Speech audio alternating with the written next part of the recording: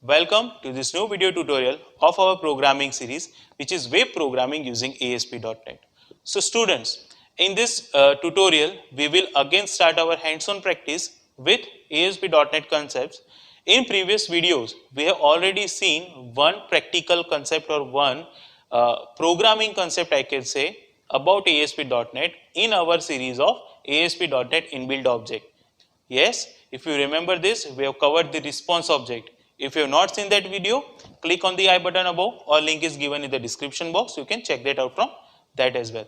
Now, in this particular tutorial, what we will see, yes, as you can see, we will see server object. So, let me give you a basic introduction of server object. Then we will move to our programming series or our IDE, which is Visual Studio, right?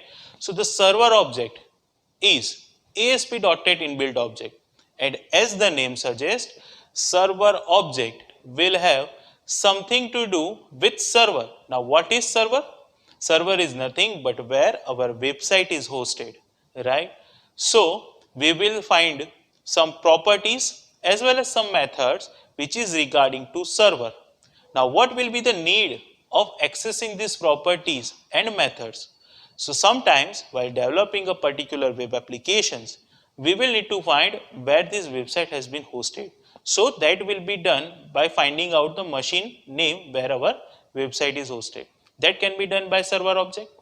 If we want to get some physical absolute path, now you might have already know what is absolute path and what is relative path. So we are not covering that into this tutorial, right?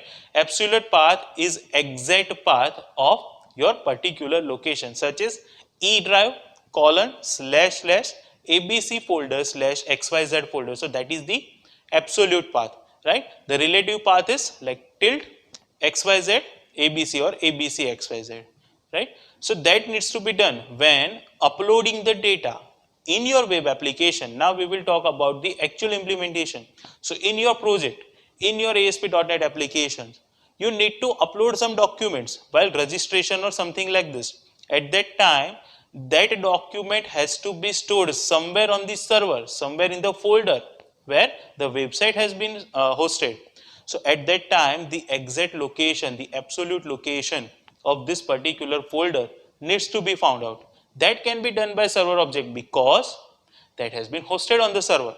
So sometimes we will need our machine name, right, of the server where the website is hosted. Sometimes we need to find out where the actual folder is available by finding out absolute path. So that can be done by server object, and sometimes we need to transfer the control from one page to another page. That also can be done by server object. So all these properties and method will be covered in this particular tutorial. As of now, we are ending this discussion over here and we will switch back to our IDE.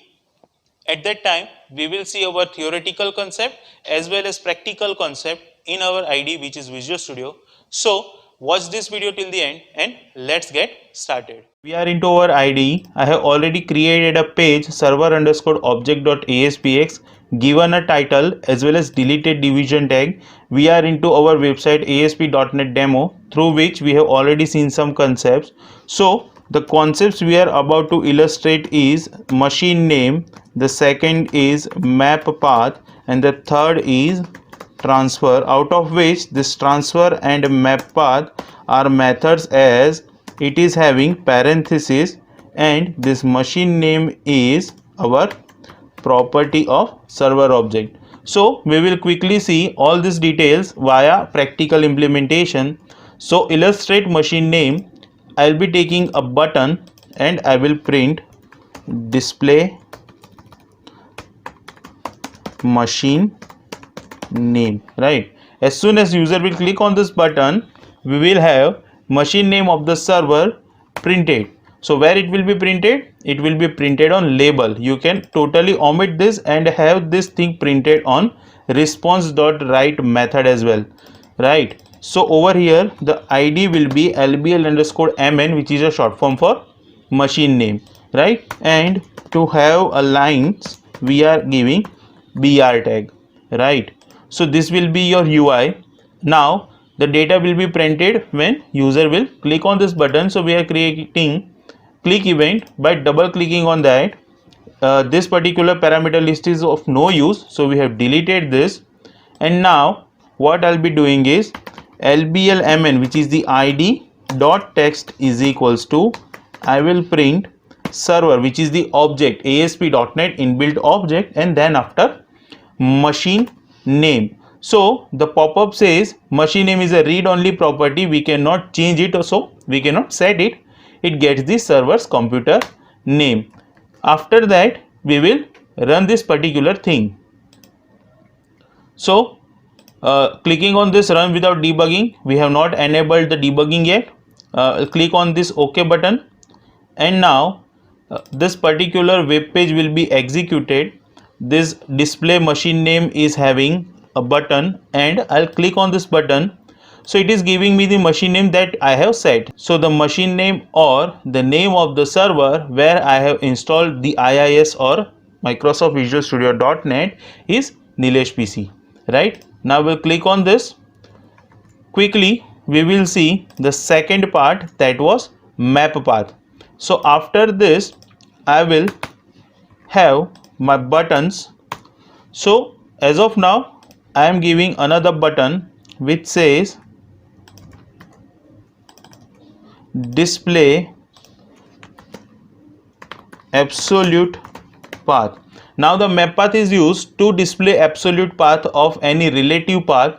For that, what I am doing is I am creating a folder. So I am right click on this and let us say images, where your image has to be stored, right? So absolute path of images, right? That is the folder name, and again it will be printed on label. So I'll copy this, I will paste this lbl underscore path, I'll say, right? And I'm again giving br tag over here as well.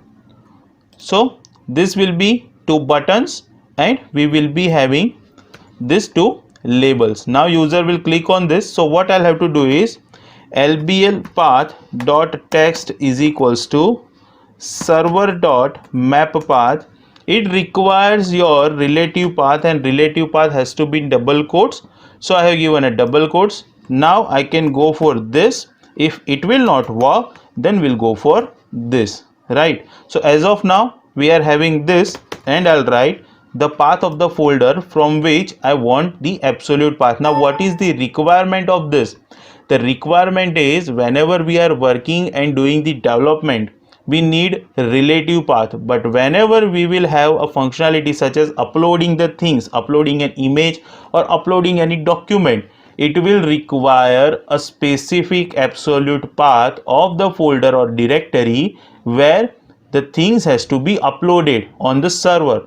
So at that time we will not give any absolute rigid path over here, because it can be changed if server or directory or drive has been changed, right? That's why we are giving we are giving a relative path rather, I would say, and map it to the absolute path. Now we will run this particular thing again and we'll see how it works. So our page has been compiled. This is the machine name and this is the path where our images are there. To verify this, what I'll be doing is, there you can see C dash dash dash. So I'll go in open folder in file explorer, C user administrator desktop ASP.NET demo website, and then we will have our images folder, right?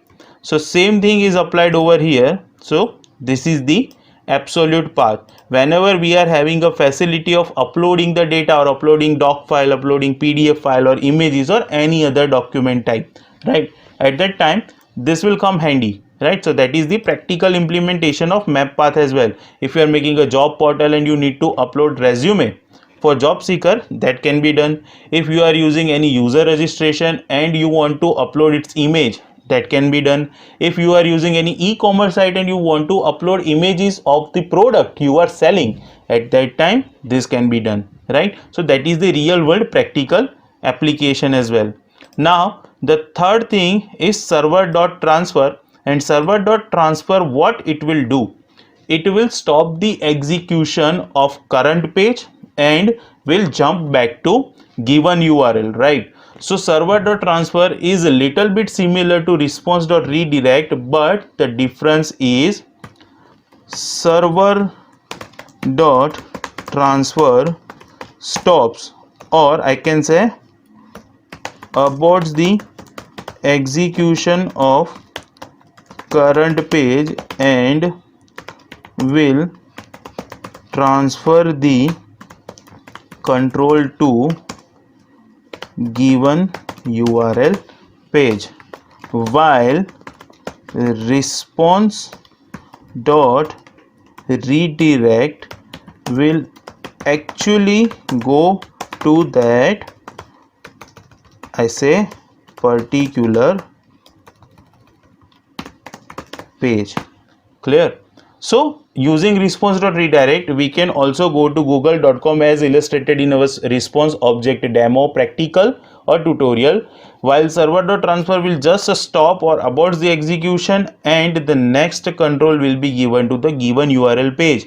That URL page, I'll comment over here in the brackets, compulsorily has to be .aspx, right? So that is the difference between server.transfer and response.redirect. I hope you have got this concept.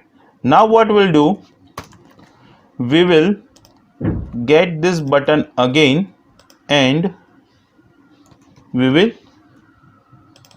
give a caption transfer to page 2, right? Now we will be creating another page named as page 2. So rather than default 2, I'll go for page 2. This place code is already checked and I'll click on this add button. Division tag is of no use. Over here I'll say page 2 of server demo, and over here the same thing will be copy pasted. This page is just to illustrate a concept of server.transfer, that the control has been transferred to this page, so no coding is required as of now on this page, right? So page 2 is having this simple text, right? And the title will tell you if this particular page has been executed or transferred or not. That's why we have given the title, right? And as it will transfer the control, we do not need any label for this, we just need a button. Now what I'll do, I'll create click event of this and I'll delete this. Similarly, this can be deleted as well, that we have left out. Now over here I'll give server.transfer, as it is also a method, I will have parenthesis, and as we have to specify URL, it has to be in double quotes. Now again right click on this, rename this, just copy this to avoid any spelling mistake in URL and paste it over here. Now we will run this page. We'll go for run without debugging. Now we are having 3 machine name as illustrated, absolute path as illustrated. Now if you can see, we are into server object.aspx, server object demo is the title. Now I will click on this. So the page itself is server object.aspx, so the execution has been aborted of server.aspx or server object.aspx, and the control has been transferred to page 2, where we are having the title as well as the body. So the page is executed on server object itself, right? So that is the thing how server object works, right? I hope you have thoroughly understood this concept. Again we will quickly see this concept. Server.machine name, that is the click event of this server.machine name, which will print the name of the machine or server where .NET has been installed, right? Or server is running the website. Label, on which we have printed map path or the absolute path. So server.mappath will give absolute path. So I will quickly give comment over here, gives machine name on which IIS as well as I can say .NET is installed, right? You can say on which website is hosted and running. Then map path, it gives absolute path of any given relative path. As we have discussed, I can say e-commerce websites, you can say job portals, or you can say user profile management web applications where anything has to be uploaded. That is the application, right? And server.transfer, that stops current execution of page and transfer the control to next, or I can say given page of URL, right? So that is the concept of server object. I hope you have thoroughly understood this concept. For your reference, we are having this thing, so you can take a snapshot or you can practice by your own. That is it for our particular topic of understanding the server object. Now, as you can see on the screen, I have already given you some practice questions. We will see this one by one, and then after you will have to perform this on the website you have created. So the first question is, display or print the name of the machine on which you are running your website. Then second question is, create a folder or directory named as assets in your website. The same way we have created images folder, right? And then you have to print the absolute path of the folder or directory. It can be done on a response.write or on a label as per your convenience. And the third question is, we need to stop or abort the execution of current page, and then after we will go to page2.aspx. So we have already created page2.aspx. If you have not created that particular page, create that page first and then after perform this third code. So we are doing three separate codes, as we have already illustrated all this concept in our practical approach as well. So now that is it for the practice questions, and we will switch back to normal things. I hope you have thoroughly understood this particular concept, which is server object. Now let us have a quickly recap of what is server object. So in this particular tutorial, as discussed in the starting of the video, what we have achieved and what we have gone through is server.machine name, server.transfer and server.mappath, right? So server.machine name is a property which gives me the name of the server or machine, right, on which our ASP.NET website is hosted. Server.transfer will stop the execution of current page and transfer our control to destination page, which has been given as a URL. So that is server.transfer, right?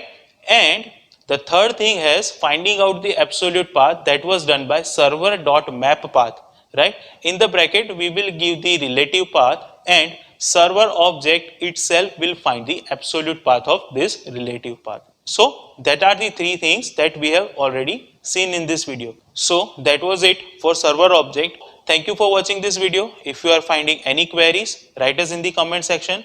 Like this video, share this video, subscribe to my YouTube channel. Thank you for watching.